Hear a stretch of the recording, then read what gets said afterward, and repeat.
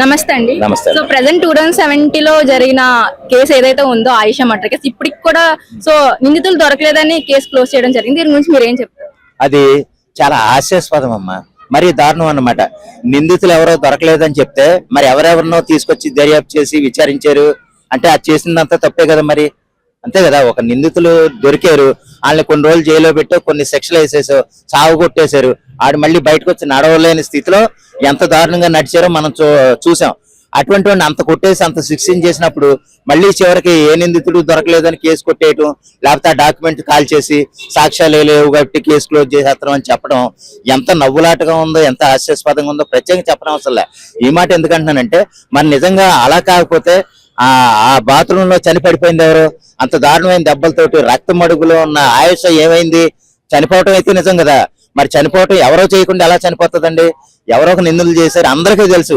ఈ చట్టాలు ఈ న్యాయాలు ఆడే దాగుడు మూతలో సామాన్యుడికి అనేది మాత్రం న్యాయం జరగటం అసాధ్యం. డబ్బు ఉన్నవాడికి లేదా పలుకుబడి ఉన్నవాడికి ఇన్ఫ్లుయెన్స్ ఉన్నవాడికి జరిగినంత గొప్ప సహృదయం సామాన్యుడికి ఎక్కడా జరగదు. డబ్బుతో ఇన్ఫ్లుయెన్స్ చేసేయగలడు, వాడి ప్లేస్ లో ఇంకోటి పెట్టి నడిపించగలడు ఆట. చివరికి అంత అయ్యాక ఆళ్లే తగలబెట్టేసి అన్ని తగలడిపోయినాయి, షార్ట్ సర్క్యూట్ తో తగలడిపోయింది కాబట్టి నిందితులు ఎవరో దొరకలేదు కాబట్టి కేసు కొట్టేస్తున్నాం అని వాళ్ళే చెప్తారు. అంటే ఇది జనాలు చూసి నవ్వుతారు, చీ అని ఉమ్మేస్తారన్న ఆలోచన కూడా ఆ న్యాయాలకి లేకపోతే చట్టాలకి లేదా ఈ జడ్జిలకి ఉండదేమో. మరి నాకు డౌట్ అది. అంటే ఈ కేసులో సిబిఐ వ్యవస్థ ఉన్నారు, పోలీసుల వ్యవస్థ ఉన్నారు, ఇంతమంది ఇన్వాల్వ్మెంట్ ఉండి కూడా ఈ కేసులో గవర్నమెంట్ చేంజ్ అయ్యి కూడా నిందితులు దొరకలేదనే ఆన్సర్ ఏదైతే ఉందో దీన్ని చాలా సిగ్గుచాటుగా ప్రజలు భావిస్తున్నారు. దీని గురించి మీరేం చెప్తారు? సిగ్గుచేటమ్మా, సిగ్గుచేటు. ఎందుకంటే ఇప్పుడు ఎవరినో తీసుకొచ్చో నానా చిత్రహింసలు పెట్టేశావు కదా, నానా చిత్రహింసలు పెట్టినప్పుడు అతనే దొంగని నువ్వు నిరూపించావు, అతను దొంగ కాదని మళ్ళీ చెప్తున్నావు. ఇదేదో డ్రామా. అంటే ఆయుష మీరా తల్లి ఆవిడ ఫస్ట్ నుంచి చెప్తానే ఉంది, ఇది వీడు కాదు, ఇతను కాదు, నా కూతుర్ని హత్య చేసినోడు వేరు, ఆడు వేరు, ఆడు వేరు, ఆడు వేరు అని పదే పదే చెప్తా ఉంది. అయినా సరే ఈ పోలీసులు ఈ జడ్జిలు ఎదవ డ్రామా ఆడి ఆడిని ఎవరినో పెట్టడం, ఆడిని కొన్ని రోజులు కొట్టేసినట్టు, ఆడిని విచారించినట్టు, నడవలేకుండా చేయటం, ఆడిని పక్కనేయటం, మళ్ళీ ఇంకోటి తీసుకురావటం. అంటే డబ్బులు కమ్ముడిపోయే ఎదవలు కొంతమంది ఉంటారు, ఆ డబ్బులతో కొందామని చూసే ఎదవలు కూడా ఉంటారు. వాళ్ళని ఎవరినో తీసుకురావటం, ఆ విధంగా డ్రామా ఆడించడం, కొన్ని సంవత్సరాలు అయిన తర్వాత వాళ్ళే మర్చిపోతారులే అని అంటాం. కానీ దేశం మర్చిపోవట్లేదు, చూసే జనాలు మర్చిపోవట్లేదు, దాన్ని తీవ్ర క్షోభ అనిపించిన తల్లి మర్చిపోవట్లేదు. అది ఆ విషయం ఎప్పుడు తెలుసుకుంటారో, ఈ చట్టాల మీద గౌరవం మీద సామాన్య ప్రజలకి సాధారణ పౌరులకి ఎప్పుడు గౌరవం కలుగుతుందో నేనైతే చెప్పలేను. ఇటువంటి ఈ విషయాలు తెలిసినప్పుడు చేయని అసహ్యం వేస్తుంది అనమాట. అంటే ఇది ఎప్పుడు జరుగుద్దిరా మనకు న్యాయం, అంటే డబ్బులుంటే ఏమైనా చేసేయచ్చా అన్న దుస్థితిలో మన చట్టాలు ఉన్నందుకు నిజంగా సిగ్గుపడుతున్నానమ్మా, సిగ్గుపడుతున్నా. రీటెస్టులు చేయాలని 2019లో బాడీని మళ్ళీ బయట తీసి 10 days లో ఇస్తామని చెప్పిన సిబిఐ వ్యవస్థ ఇన్ని ఇయర్స్ కి ఈ రోజు ఎముకలు ఇచ్చారు కోర్టు వాళ్ళు. సో తల్లిదండ్రులు ఏమంటున్నారు, 10 days లో ఇస్తామన్నా ఈ రోజు ఇచ్చారు అవశేషాలు.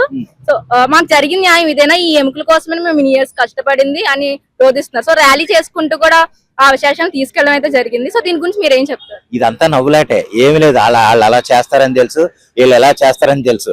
అల్టిమేట్ గా ఒక నిందితుడిని కాపాడాలి కాబట్టి ఇదిగో మీకు ఇది కదమ్మా, మీరు హైకోర్టు కేసుకోండి ఇంకా పై న్యాయం జరుగుతుందని ఎవడో చెప్తాడు.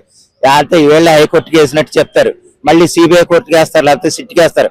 ఎవరికి వేసినా జరిగేది మాత్రం ఏమీ జరగదని జనరల్ గా ఆలోచించేవాడికి తెలుస్తుంది. ఇది అసలు నిందితుడు కూడా నన్ను ఏం చేయలేరన్న, ఇప్పుడు ఆడు బయట తిరుగుతూ ఉంటాడు కదా, ఆడి తరపున ఎవరినో 2-3 పెడతారు, ఆడిని ఏదో చేస్తారు, ఏదో అయిపోద్ది. మామూలుగా వాళ్ళ కుటుంబానికి కొంత డబ్బులు ఇచ్చేస్తారు, సాక్ష్యాలన్నీ తగలబెట్టేస్తారు, అంతా మాఫీ అయిపోద్ది, కళ్ళు మూసుకుని అందరూ వెళ్ళిపోతారు, ఎవడ పనిలో వాళ్ళు ఉంటారు. కానీ ఏంటంటే సామాన్యుడు మాత్రం, ఇది గమనిస్తున్న వాడికి మాత్రం ఎంత దారుణంగా ఎంత సిగ్గు లేకుండా వ్యవహరిస్తున్నారు అనేది అందరికీ తెలుస్తుంది. అంతే, మనం ఇంక ఎంత చెప్పినా ఇది చట్టం న్యాయం అనేది సామాన్యుడి పరంగా ఉండదు. డబ్బున్నవాడికి, ఇన్ఫ్లుయెన్స్ ఉన్నవాడికి లేదా ఇలా చేసేవాడికి మాత్రమే అందుబాటులో ఉంటుంది తప్ప మామూలుడికి మాత్రం చట్టం న్యాయం అందుబాటులో ఉండదు, ఎప్పటికీ ఉండదు. అంతే. మనకి అన్యాయం జరిగితే న్యాయం కోసం కోర్టుకు వెళ్తాం, కానీ కోర్టులోనే మనకు సంబంధించిన ఎవిడెన్స్ పోవడం అనేది ఎలా అనిపిస్తుంది? నవ్వులాట.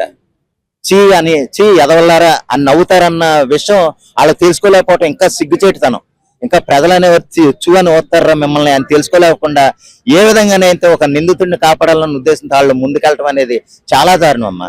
ఎలాగే ఇప్పుడు చిన్న కేసు, అదొక హాస్టల్లో జరిగిన కేసు, ఎక్కడో రోడ్డు మీద సీసీ కెమెరాలు లేని ఏరియాల్లోనూ ఎక్కడో ఒక పెంట కుప్పలోనూ ఎవరు చేశాడో తెలియని పరిసరాల్లో చేశారంటే అనుకోవచ్చు. ఒక హాస్టల్లో జరిగిందంటే ఎంతమంది ఉంటారో, ఎన్ని విచారణలు జరుపుకుంటావు, ఎన్ని రోజులు జరిగింది. ఇప్పుడు 2007లో జరిగితే 2026 వరకు అంటే 18-19 ఏళ్ళు జరిగిందంటే నవ్వరు. ఏ విధంగా దేంతో నవ్వుతారనేది మనం ప్రత్యేకంగా చెప్పక్కల.